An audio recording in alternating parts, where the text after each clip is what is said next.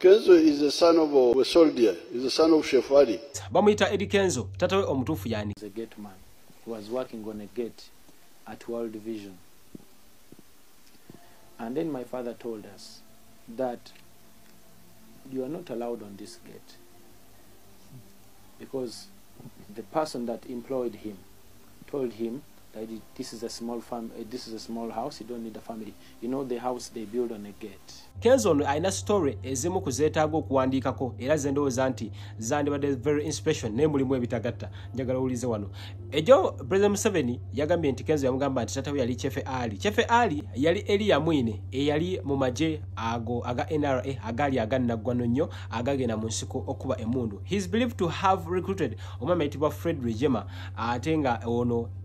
Elia oba Chefe Ali tata wa Eddie Kenzo ng'okusinza ku Museveni yaliko chief of staff mu magye ga UPDF okuva 96 mpaka 98 pa allegations alaka yafa 99 okusinzira ku byafaayo era abasome byafaayo bagamba nti yali omusajja yalinga yayiyanga ennyimba mu ntalo ezasooka okubanga ziba keepinga okubajjako stress y'entalo n'emmundu na biki awo ne tuvaawo mu 2016 Eddie Kenzo yapostinga ekifaananyi kino ng'atukakasa nti taata we yoyo musajja mukulu eyasobola okubanga bambi yali amuselebrating yali Father's Day ng'agamba nti ya Hassan Kiwalabye kanga bakiwalabye beddira Lugave nakobe erinnya Musuuza bamusuuza baba beddirangaye awo nina kye sitategeddemu abamanyi obulungi njagala munterezeemu ne tugenda maaso mu 2015 Eddie Kenzo ng'amaze okuwangula BET yagenda maaso n'atukakasa n'atugamba nti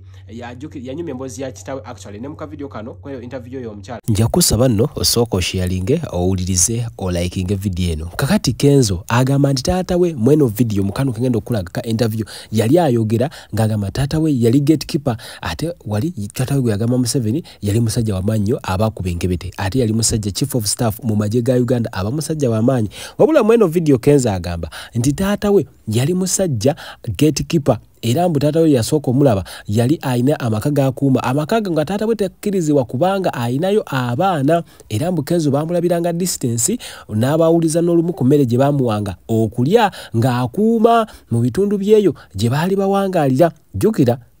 sookola Kenzo eno story ye eringa ebitagatta. Was working on a gate, and then my father told us that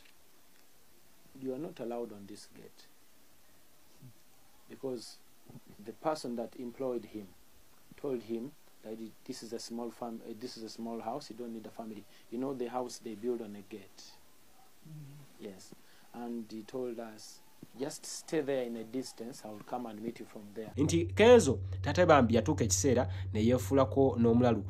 oluvannyuma lw'omulimu okuggwaawo era Kenzo anyumya agamba nti lumu omuntu ogusooka okulaba kitaawe yagenda ku gate taata we mbu yali akuuma taata we ng'alina okumubbira ku mmere gye baamuwangako n'abawaako wabula nga tabeera nabo nga tamanyi we basula ebintu ng'ebyo Kenzo azze abyogera era mwogo omwaka yagamba nti taata we ate ye mwami Hassan Ssenyange interview yagikola ne NTV mwaka gwa 2015 ng'amaze okutwala BET award kyokka ate Bassenyange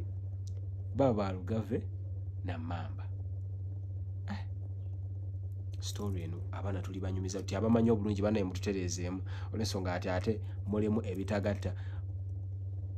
banga limaze ne mukwano gwange oyo Kenzo era nsinga ekibiina kimu emboozi ya taata we nga tajjegangako nga yatugamba bambi muki nfuuzi batadde wenna baafa but yazi back nga mingi yensonga lwaki yakulira ku street n'okujja erubiri agira ku scholarship ya mupiira nenga ne P7 tajirina oba Kenzo mbega okitegeera najja erubiri nazannya omupiira era senior 3 yatuuka nga tasobola tula senior 4 bamchopinga si kuchopinga like it wasn't possible to continue with S4. He didn't have a piece of it. Yes. Nera badde nga akyogera. Naye neewunyiza olunaku olwajjo. President Museveni n'avayo n'agamba this boy, this young man is a son of our former NRA soldier. Ali kati nebuza Chief Ali omumanyi. Simuli yanko. Kati Chief Ali mu lutalo oluleta mwami Museveni. Kuva ddala ku Fronasa Museveni yali akoze. Agenda mu UNRA eyo ngamini avuddeko 7 nakata Kenzo wali na defecting yoyo na defecting aja mu NRA Museveni ngamazo kukola President's Army fuse NRA gasene UFF yani eyarule abasuka kulumba kabamba era mu lugulu ya kabamba ya besasa lisoka bamutuma agenda je ko communication system communication system yagijjako Chef Ali nirinya Chef bali muwa as a nickname nga afumbira abajase mmere erinya I think ye Elia Mwini yali erinya anya ku Ali Muhammad kati najja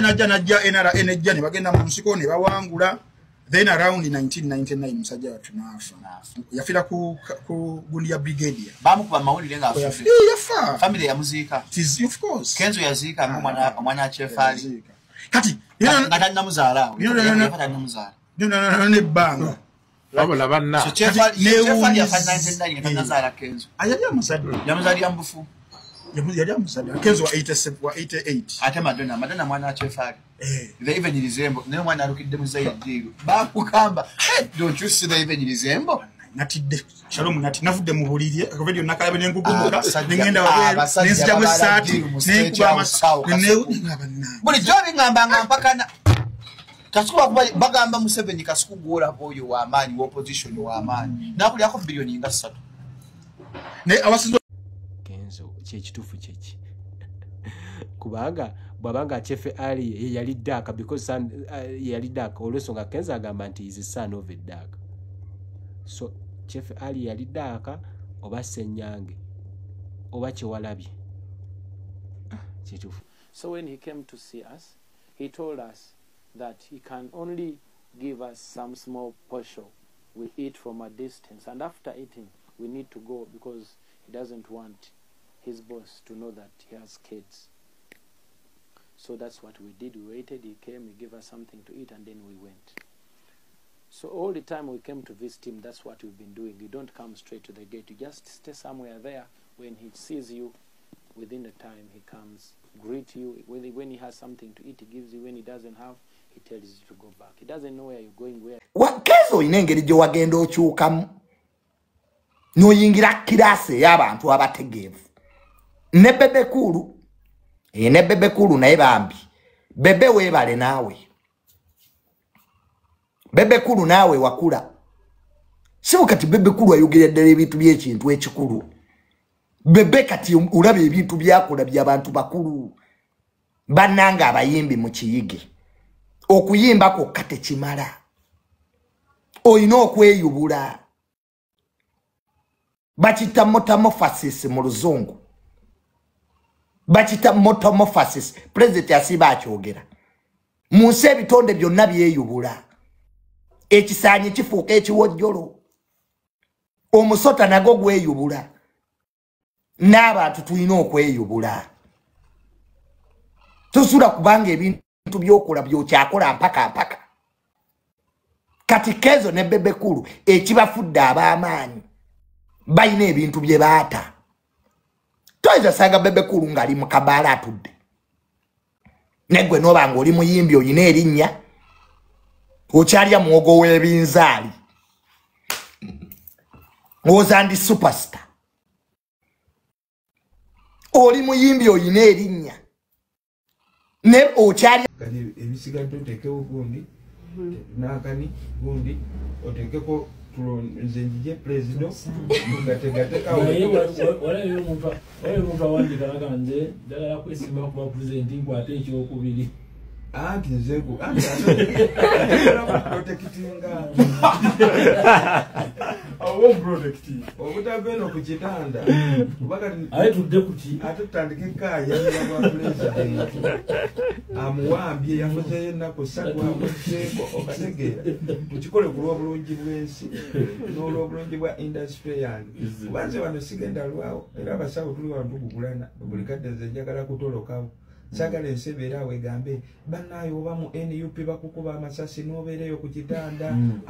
vaayo nina kuvaayo banneekange ng'ate olwedde nga batulaba jjinja kyensinga kugwandika abakezi ku maca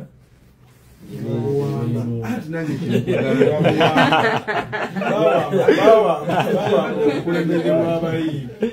nange kyekugambye kera ku maca wandika kati kola booti kera ku maca funa olupapula olweru wandikako me Idax Cartel Omurieruba Bala standing as the vice president of all the musicians to wait to vice kubanza jija kucha president Sakala kuvena tetutandika kaya na singono bali Bugamba Bushali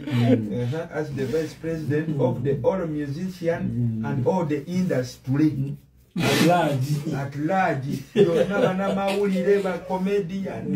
ba tusaba bali bagembo otwa oyikiriza federation yaabwe kati bonna baba under. And I'm very happy with the honesty of Kenzo, because the money we gave him, he used it. Kenzo is the son of a soldier. He's the son of Chef Ali. Did you tell them your father, or you are hiding it?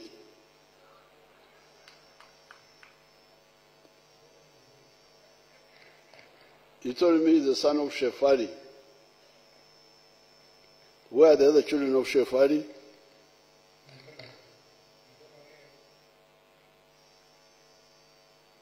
And he even resembles. Don't you see they even look a bit alike?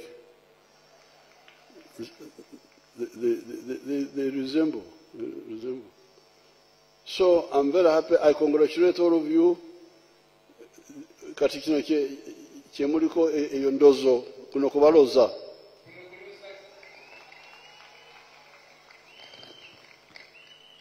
The Kenzo has told you that we have already given them the money to go to open zonal circles. That's what you said.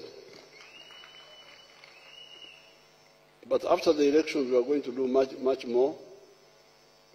to really support you, because it's not such a big problem. Because even if we said 20 billion or even 30 one time, because you are. Yatali muwagiziwo tebimukwata kabeereri mubirala n'okumbulookinga asobola onalemerako n'avuma mu vidiyo esooka n'eyokubiri n'avuma n'eyokusatu n'ankolerayo abafaano naye abeera just confused ababuzaabuzi is a confused fan abeera muwagiziwo naye ababuzaabuzibwa era oyo basobola n'omugamba olumu nti okimanyisi osobola okukola ng'oyo tewalabangako omwana namutwala ku kizinga eyo n'abeeranga gwe najja mu kifo ekyo n'ayimba ennyimba n'enduulu n'afuna ne bamufuwa naye kasente era eyo tebamukyawa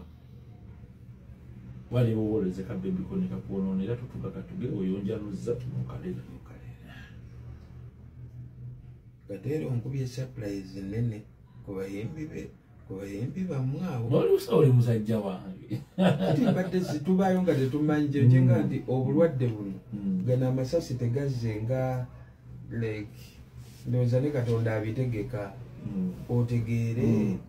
baliwo ababo b'otamanyi Ziza Bafana bagenze wa Museveni abayimbi mbo bagende balonchinge alubamu ya Museveni era babayise bangi Eddie Kenzo mwamulabye njagala okitegere nti yagenze n'oluseregende lw'abayimbi bangi ojjukira ebiseera biri bye nagamba nti Museveni bwe tunaatuuka mu kaseera k'Abannayuganda okwerwanako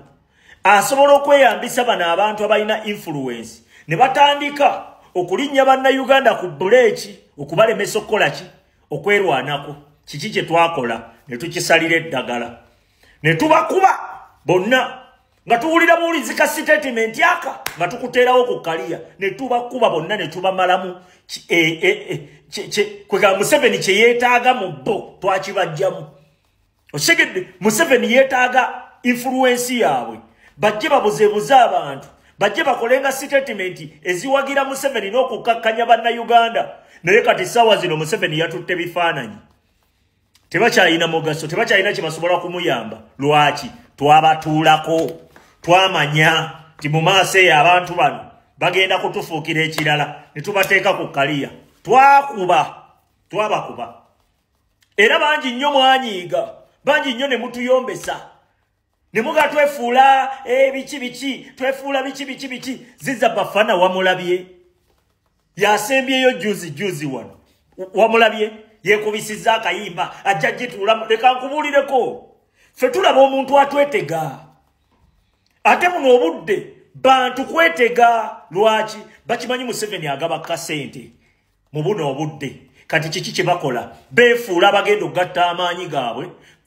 kubalwanyisa Museveni owulira Museveni asobola obbalaba agamba oyo tagenda tumusasule leka nkubuulireko Museveni osasula byoya byanswa tewaliiwo kye bayinza kukuyamba n'ekyo gwe gamba yo omu akole statement olabe nti tebakyakola makulu naaka oyina bifaananyi ekyo nkikubuulira awo twapuliventingawo dda olutalo twalaba mu maaso emyaka mingi ne tutegeera engeri gy'olwanamu nabaani b'oyinza okweyambisa bonna ne tubateeka ku kaliya ne tubatuuza okuva ku bapolitician